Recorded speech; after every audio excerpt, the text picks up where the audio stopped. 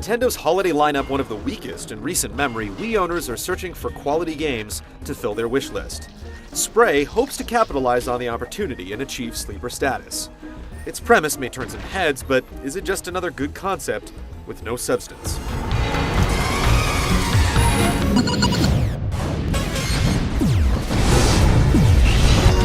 Spray tells the story of a young prince named Ray, who has to save the kingdom of Ikoria by recovering sun crystals to defeat the evil Queen Mordak.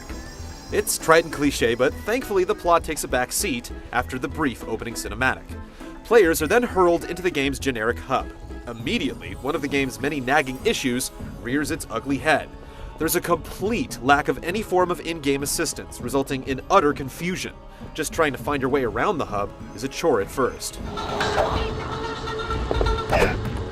Once you finally manage to reach a new world, players can only select one crystal to find, as successive crystals will not be available until the previous one is collected, effectively eliminating any need for exploration. You couldn't do it if you wanted to because some areas are flat out closed off. Each world is fairly large, and it takes about 17 seconds to load each one. Objectives require players to tackle some heavy platforming, fight groups of enemies, solve tedious puzzles, and on the rare occasion take on a boss. The use of various liquids is required to clear paths, discover hidden passages, solve puzzles, and aid in combat.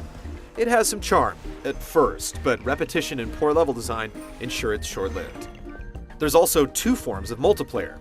You can play the campaign cooperatively, much like the two-player mode in Super Mario Galaxy. One player controls the character's movements, while the other controls the aiming reticle and sprays liquids.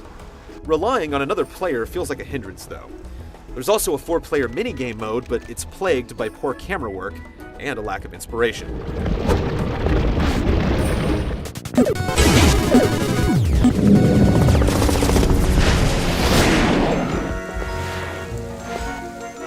The level structures and content may be poor, but they're not nearly as flawed as Ray's many mechanics. Like most modern adventure games, Spray gives the player control of the camera, but they have to face a direction and then double-tap a button to focus it. In a game that requires quick camera adjustments, it does not get the job done. The game also forces horrible angles on you that can't be changed. The platforming segments are also less than stellar. He only seems to jump when he wants to. He'll often reach a ledge and not grab on, or go through solid objects even when landing on them properly. With so many intense platforming sequences, these issues make the game almost unplayable at points. Some of the intended paths can feel insurmountable. Combat is controlled with waggle, and aiming is handled with the pointer functionality to spray water, vomit, slime, ice, and antimatter. These various types of substances play an important role, but they are impossible to spray accurately.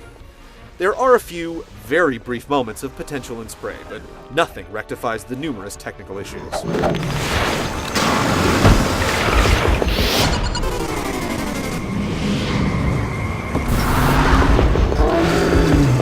The game's visuals are yucky. There's very little variety in the appearance and contents of each new world, and the spraying effects look awful. Lackluster art direction and generic character designs also plague its presentation. The audio fares even worse. The soundtrack is laughably bad, and the repetitive sound effects will make you cringe.